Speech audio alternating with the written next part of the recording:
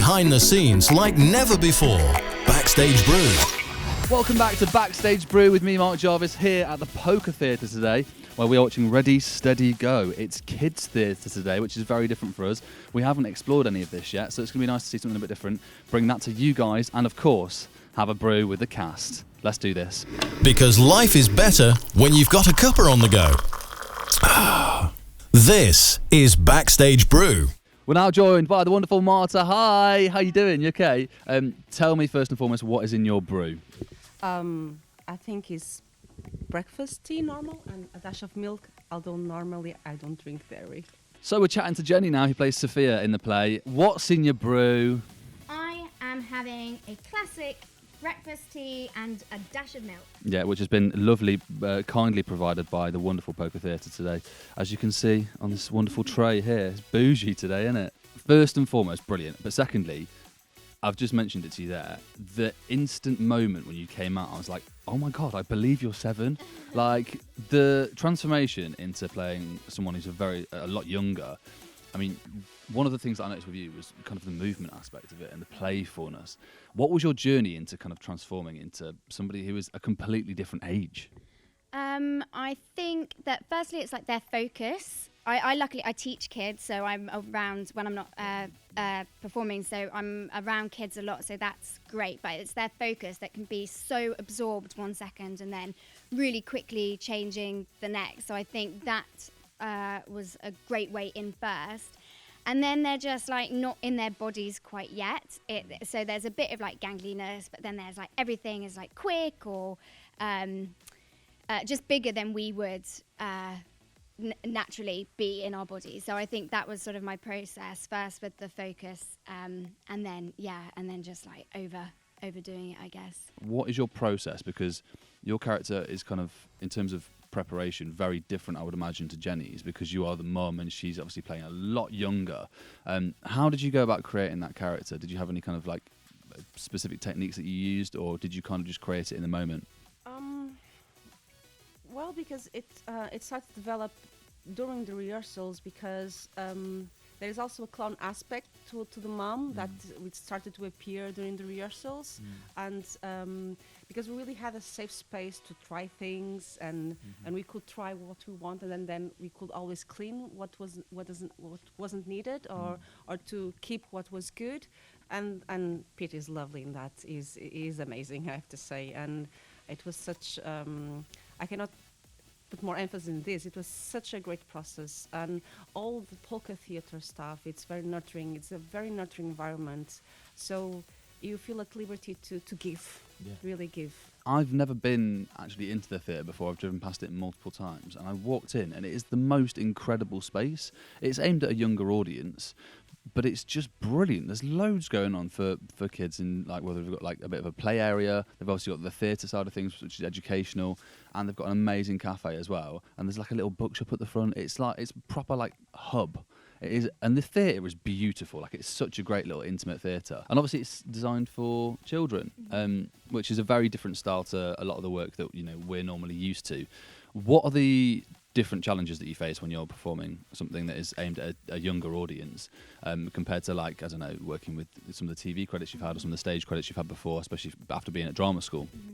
I think that when we first did the in previews, we weren't really sure how it was going to go down. We thought it was like okay, but I think the challenges are, obviously you're in character, but you've got to be aware of engaging with kids. We're not actively going out to them, but we're making eye contact, especially because they're early years. We want them to be included in the story, so that's really important. You've obviously got to be aware of kids' fingers. Maybe like this front of house here have been amazing, but there's that health and safety bit, and also just kids like talk and they're like, oh wow, it's a moon, or oh wow, the mountain, or they say amazing things. So I guess when we're doing normal stage stuff, we expect the audience to be quiet or laugh or whatever, but we don't expect them to be so actively commenting on your work. So that is amazing. What a gift that is. But definitely means that you have to have like two brains in terms of focus of like you and character and kind of what the audience are doing as well. How does the day kind of play out in rehearsals? Do you start off with like warm-up games, or do you go into like table work first and go through like your scripts and stuff, or is it? I suppose it's a lot more playful because it is, you know, kind of in tone with the play itself. Peter normally always gave us time to, in the beginning of the day, for us to stretch, being in with ourselves, stretching, relaxing, because there is a lot of physical work as well. And then we'll have a meeting, discuss some things of the process, and then have a tea break. It was very cooperative process. We all gave input.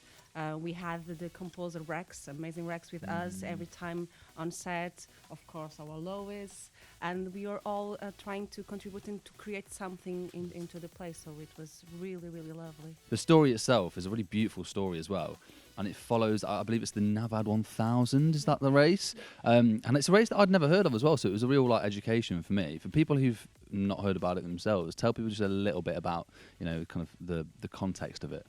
Yeah, so it's a race going through the Alps. It is semi-professional. Amateurs can do it as well as professionals. It's really intense. I think it's got actually a different name. It's been rebranded. I think it's now called Hope 1000 if you want to look it up.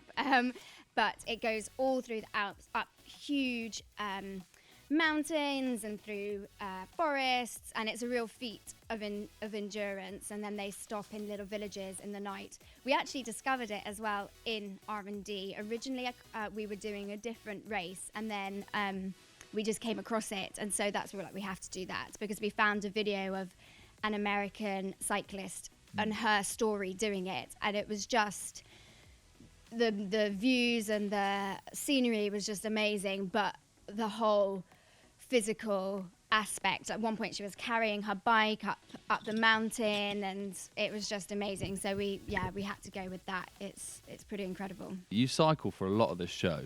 Like, are you exhausted, or do you feel like really fit at the end of every show? Because it's basically a workout, isn't it? It's like going to the gym every day. I should say that I feel really fit, but actually I feel exhausted. I mean, it's really clever, the design, how they've just propped the back wheel on a little stand, so you can just cycle. And even though obviously we're like in a stage, obviously I'm an actor as well, but you really drop into that world of the Alps and you kind of just believe you're there because you are cycling. I don't know, but it's a really weird thing.